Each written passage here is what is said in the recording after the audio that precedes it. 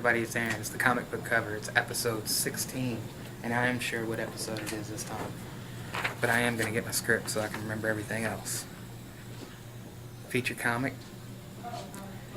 Deadpool and Cable split second, number 1. Yeah, I don't know, I'm a big Cable fan. Deadpool I like. A little overhyped, but funny. He's always funny. Seeing Cable and Deadpool team up. It's from the team of Fabian Nicieza and Riley Brown. This particular issue is from the Spider-Man team, though. At least that's what it said on the comic list. But I did read Fabian Nicieza. I don't even know if I'm saying his name right, but you know the guy if you've seen the comics. That's what sold me. When he was writing the story, got me in. So that's the featured comic. It's like the Odd Couple. So maybe this episode's the Odd Couple episode. Marvel Comics, all new Wolverine number 3. Can you handle the deadly mystery of the Four Sisters, Wolverine vs. Taskmaster?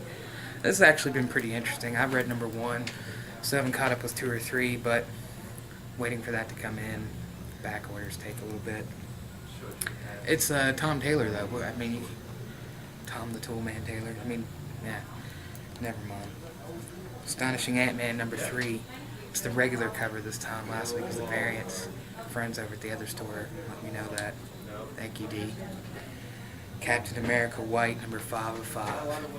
It's the long-awaited finale of the Jeff Loeb 10-cell color series of Captain America. One of my favorite comics. We featured it in the second episode. You should be reading this. If not, go back and get the other issues. Get the trade when it comes out. It's Steve Rogers' Captain America, not Falcon Cap. Falcon Cap's a good book, but it should be called Falcon, not Captain America. And hopefully we'll get a little closer to that. I just read New Avengers last night, just so I could get my Steve Rogers fix in. And I watched Captain America First Avenger. Carnage 3, Chewbacca, number 5 of 5. It's the last issue. Drax, number 2. Figment, 2 of 4. Howard the Duck, number 3. There you go, Don. Howling Commandos of S.H.I.E.L.D., number 3. Marvel's Captain America Civil War Prelude, number 2 of 4. So that's pretty cool. I flipped through the first one, didn't get to read it, but it looked pretty interesting. I just get too many comics, but that's definitely, I'm looking forward to the movie for sure. I'm glad that and Superman v Batman is not coming out at the same time, because I'm the Superman and Batman mark. Nova number 3. One of the other cool comics coming out this month is Obi-Wan and Anakin number 1 of 5.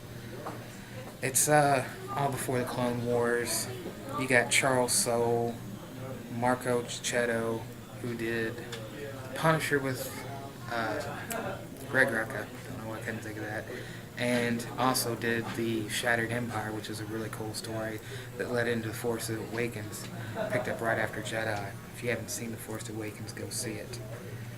Rocket Raccoon and Groot number 1. Why would you not want to buy this? It's Rocket Raccoon and Groot number 1. Spider-Man 2099 number 5. This is Spider-Man 2099 and Captain America 2099. You saw her in the last issue. They're trying to track down this dangerous futuristic fugitive. I forgot his name, but it's actually been a pretty interesting story by Peter Nafzet Davies. Spidey number 2, Squadron Supreme number 2. Also from Dynamite Entertainment, you got James Bond number 3. Both issues of that have been awesome. Warren Ellis. You can't go wrong with Warren Ellis. Image Time. Black Magic number 3, Greg Rucka, Nicholas Scott. It's been a pretty interesting start to this story. I especially like the way the coloring's actually pretty dull. It just kind of comes in color when big things happen. It's a pretty interesting take. East of West number 23, Revelations and Retribution are bound. I read number 1 in the Image first. Excellent. I cannot wait to pick up the trades and catch up on this. Lazarus number 21 is the conclusion of the Poison story arc, and an ending that will rock your world. Major plot point, revelation that changes everything. Big deal. If you haven't been reading this book, it's an awesome book. Slowed down a little bit, but what books don't? I think it's mainly due to the amount of time it takes to come out, but this is going to be a big deal. Morning Glories number 49, Rat Queens number 14, Ringside 2, Rumble 10, Savage Dragon 210, Spawn number 259, The Satan Saga Wars. 4-part story begins here. Or the final fate of Wanda Simmons too. I mean, that's a pretty big deal if you've been reading Spawn from the beginning.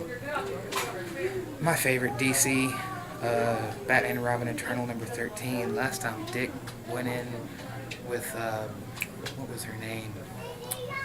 The character that helped Mother. She was like a psychic.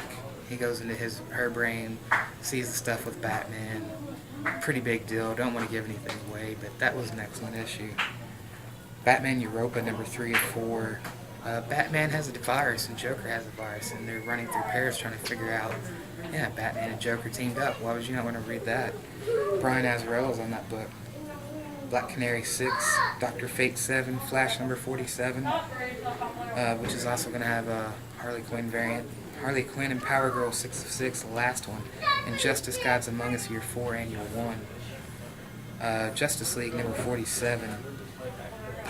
That's going to have another of the variant covers with the Harley Quinn polybags. Jim Lee this time, so that ought to be interesting.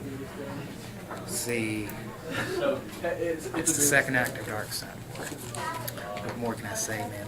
Lex Luthor's Lex Luthor's the god of Apocalypse now.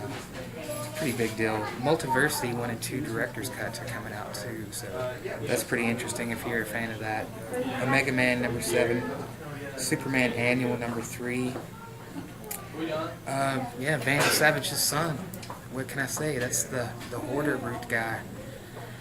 A friend of mine said that it felt like Vandal Savage was squeezed into this just because of the TV thing, which I'm sure is part of it, but then again, Vandal Savage hasn't been featured as a major villain either, so I'm sure that was part of it too. I don't feel like it was forced. I think the fact that it's all tying in to be Vandal in every comic, Vandal's the one that took his powers, that's pretty cool, in my opinion. I think Vandal Savage is a cool villain that doesn't get used all the time, makes him look a little bit of a bigger deal if he can take Superman down to this level. I think it's cool. That's just my take. As much as with the whole, thing with the Fight Club thing turned out to be a lot cooler than I thought it was going to be. Superman, Lois and Clark. Who or what is Blank? Blank with a QE. QUE.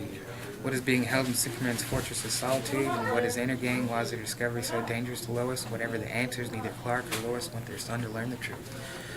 The last issue was very, very cool. I like the pre-New 52 Superman being in this universe, kind of hiding, him and Lois having a son. It kind of helps with all the people that were like, what's up with changing that, Lois and Clark being married? The Wonder Woman Superman thing's been pretty cool. We know it's not going to last. Eventually it's got to go back to Lois because that's just the way it is, but it's been an interesting story. Superman and Wonder Woman, speaking of, number 24. It's the team-up you never expected. Superman and Parasite take on those other energy suckers, Pale Riders, to free Firestorm. Meanwhile, Wonder Woman fights an unstoppable behemoth that can contain and consume her powers.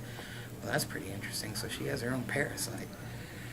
And then they're going to do an annual for Superman and Wonder Woman. It'll be the second one. This one says, forged in the fires of battle, their union is one. The world fears, hates, and some have tried to tear it asunder. Now witness the trials of the romance of Kal and Diana and how it came to be. See the first kiss and last breath of Superman and Wonder Woman, this epic tale that recounts the most dangerous love story of all. Usually love story doesn't really sell me on much, but when we're talking about Superman and Wonder Woman and the repercussions of such things. Now that's pretty interesting.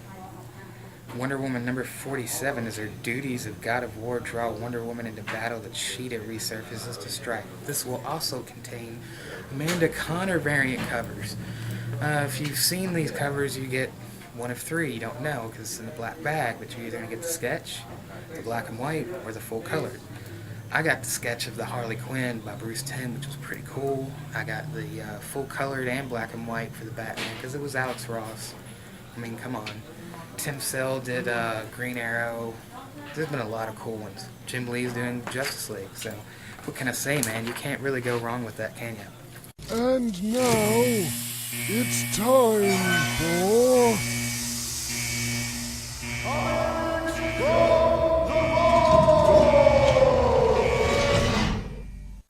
And this time around, we have X Factors number 5 and 6, the first cameo of Apocalypse. And the first appearance of Apocalypse. These are especially kind of cool to me. I used to read during this time. X Factor at that time was the original X-Men team, which those of you who are a little younger might not know, but the First Class team was Cyclops, Marvel Girl / Jean Grey, Beast, Iceman, and Angel. That was the X Factor team when they split. The original team split off, became X Factor. Apocalypse debuted during that. And the Age of Apocalypse spilled out of those stories. That's where he turned Angel into Archangel, which I think made Angel much cooler. A little bit more of a torn character. But yeah, Apocalypse was a pretty cool villain for the X-Men team. One of the coolest. I mean, I think you got Mr. Sinister, Apocalypse, obviously Magneto, which is in the Uncanny X-Men comic. There you go. Sign up for 5 or more titles here. You get 25% off, and then you get 10% off at Money Tree on all the back issues. And there's lots of cool stuff over there. And there's some stuff here, but that's the place to go for some back issues. What can I say? We're at the end of another episode. This is Aaron. I'm signing out. I will see you guys next week.